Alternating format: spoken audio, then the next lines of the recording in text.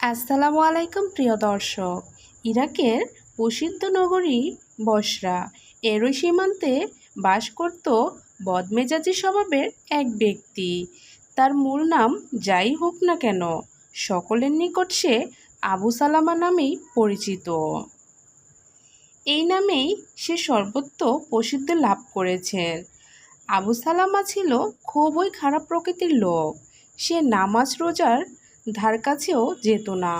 উপরোক্ত মাঝে মধ্যে সে রাসূল সাল্লাল্লাহু আলাইহি ওয়াসাল্লাম এর নুরানি সুন্নত নিয়েও উপহাস করত এবং ঠাট্টা বিদ্রূপ করত। সে মনে করত বর্তমান এই প্রযুক্তির যুগে সেই প্রাচীন যুগের সুন্নত আর চলবে না, চলতে পারে না। এজন্য সুন্নতের কথা শুনলেই তার গা জ্বালা শুরু হয়ে যেত। ফলে তাৎক্ষণিকভাবে সুন্নতের বিরুদ্ধে মুখে যা আসতো তাই অসাবলীলক্রমে বলে ফেলত। একটিবারের জন্য সে চিন্তা করত না সুন্নত নিয়ে ঠাট্টা বিদ্রূপ করলে, সুন্নতের প্রতি তাচ্ছিল্য ভাব প্রদর্শন করলে শুধু গুনাহ যে হয় তা নয়, ঈমানও চলে যায়। এমনকি কখনো কখনো মারাত্মক পরিণতির সম্মুখীনও হতে হয়। একদিন আবু সালামা কোনো এক মজলিসে বসে আছে। এমন সময় একটি গুরুত্বপূর্ণ সুন্নত মিসওয়াকের ফজিলত সম্পর্কে আলোচনা শুরু হলে সে বলে উঠল, খোদার কসম, আমি আমার পেছনের রাস্তা ব্যতীত অন্য কোথাও মিসওয়াক ব্যবহার করব না। নাউজুবিল্লাহ। এই কথা বলে সত্যি সত্যি সে একটি মিসওয়াক নিয়ে তার প্রসাদে ঢুকিয়ে দেয় এবং পুনরায় বের করে আনে। এ ঘটনা প্রত্যক্ষ করে সকলেই হতবিহত হয়ে পড়ে। কেউ কেউ সাহস করে তাকে ধিক্কার দিয়ে বলতে থাকে, আবু সালামা, এ কী করলে তুমি? নবীর সুন্নতের সাথে এমন বেয়াদবি! জানি তুমি সুন্নতকে ভালোবাসো না, সুন্নতের কথা শুনতেও পারো না। তাই বলে প্রকাশ্যে তুমি সুন্নতের এত বড় অবমাননা করতে পারবে তা আমরা কল্পনাও করতে পারিনি।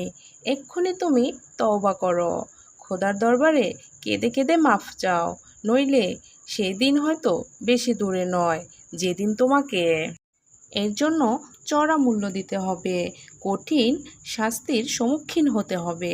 আবু সালামা তাদের কথা মোটেও পাত্তা দিল না। উপরোক্ত সে মুখ ভেজিয়ে অদ্ভুত ভাব দিয়ে বলল, আরে রাখো তোমাদের এসব কথা। আমি এগুলোকে মোটেও ভয় পাই না, সামান্যতম পরোয়াও করি না। তোমরা দেখবে আমার কিছুই হবে না। সুন্নতের সাথে এরম অশালীন আচরণ ও তার অদ্ভুতপূর্ণ কথায় মজলিসের সকলেই তার উপর ক্ষুব্ধ ছিল। তারা বিভিন্নভাবে তাকে বোঝাতে চেষ্টা করল, কিন্তু সকল চেষ্টাই ব্যর্থ হলো। অবশেষে ভীষণ কষ্ট নিয়ে প্রত্যেকেই যার যার ঘরে ফিরল। ঘটনার 9 মাস পরের কথা। একদিন আবু সালামার পেটে প্রচণ্ড ব্যথা শুরু হলো। ধীরে ধীরে পেট ফুলতে শুরু করে। দেখলে মনে হবে সে যেন অন্তঃসত্ত্বা, সন্তান সম্ভাবা। তার আত্মচিৎকারে আকাশ বাতাস বিতীর্ণ হওয়ার উপক্রম। চারিদিকে লোকজন ভিড় জমিয়েছে। ডাক্তার কবিরাজ বিরাজহীনভাবে চিকিৎসা দিয়ে যাচ্ছে, কিন্তু কোনো কাজ হচ্ছে না। এমনকি তারা ব্যথার কোনো কারণও উদ্ঘাটন করতে পারছে না। ব্যথার প্রচণ্ডতায় বারবার সে বেহুশ হয়ে পড়ছে। 9 মাস পূর্বের ঘটনা যারা জানত তাদের দৃঢ় বিশ্বাস এই প্রচণ্ড ব্যথা মারাত্মক পাপের নির্মম পরিণতি। ওই দিন সে রাসূল সাল্লাল্লাহু আলাইহি ওয়াসাল্লামের সুন্নতের সাথে বেয়াদবি করেছে। এর ফলেই তার এই করুণ অবস্থা। কারণ যার কোনো দিন পেট ব্যথা হয়নি, তার কেন হঠাৎ করে এত বেশি পেট ব্যথা হবে? ডাক্তাররাও ব্যথার কারণ পর্যন্ত উদ্ঘাটন করতে সক্ষম হচ্ছে না। ব্যথার যন্ত্রণায় আবু সালামা বারবার ঝুঁকিয়ে উঠছে। তার নিকট চিৎকার ধ্বনি ষাঁড়ের শব্দের ন্যায় শোনা যাচ্ছে। অভিজ্ঞ ডাক্তারদের কোনো ওষুধই কাজ করছে না, বরং প্রতিটি ওষুধই যেন তার পেটে গিয়ে বিপরীত প্রতিক্রিয়ার সৃষ্টি করছে এবং ব্যথার মাত্রাকে বাড়িয়ে তুলছে। এভাবে কয়েকদিন অতিবাহিত হওয়ার পর সে ইঁদুরের ন্যায় একটি বাচ্চা প্রসব করে। বাচ্চাটির 4টি পা, মাথাটা ঠিক মাছের মতো, দাঁতগুলো মুখের বাইরে চলে এসেছে, পিছনে ছিল একটা লেজ বিজত পরিমাণ লম্বা।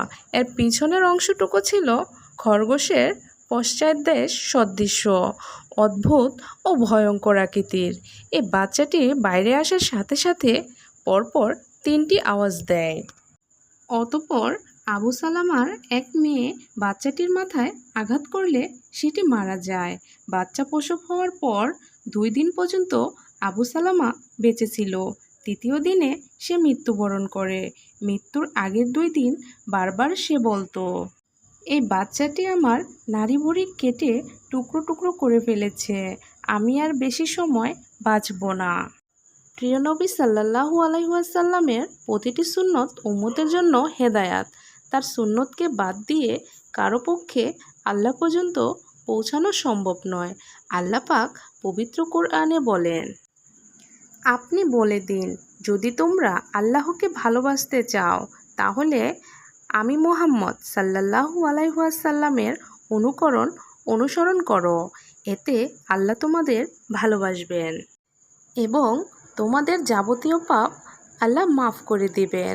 রাসূলুল্লাহ সাল্লাল্লাহু আলাইহি ওয়াসাল্লাম বলেছেন, যে ব্যক্তি আমার সুন্নতকে মহব্বত করলো সে আমাকে মহব্বত করলো, আর যে আমাকে মহব্বত করলো সে আল্লাহর সাথে জান্নাতে থাকবে। এই জন্য প্রতিটি মুসলমানেরই উচিত জীবনের সর্বস্তরে রাসূল সাল্লাল্লাহু আলাইহি ওয়াসাল্লামের প্রতিটি সুন্নত বাস্তবায়ন করা। প্রিয় দর্শক, এই ছিল আমার আজকের ভিডিওটি কেমন লাগলো কমেন্টের মাধ্যমে জানাবেন প্লিজ।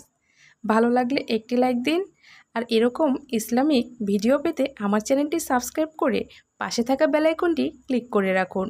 এতে করে আমি ইসলামিক ভিডিও আপলোড দেওয়ার সঙ্গে সঙ্গে নোটিফিকেশন চলে যাবে আপনাদের মোবাইলে। আমার ভিডিওটি এতক্ষণ ধৈর্য ধারণ করে দেখার জন্য অনেক অনেক ধন্যবাদ। পরবর্তী ভিডিও দেখার আমন্ত্রণ জানিয়ে শেষ করছি। আল্লাহ হাফেজ।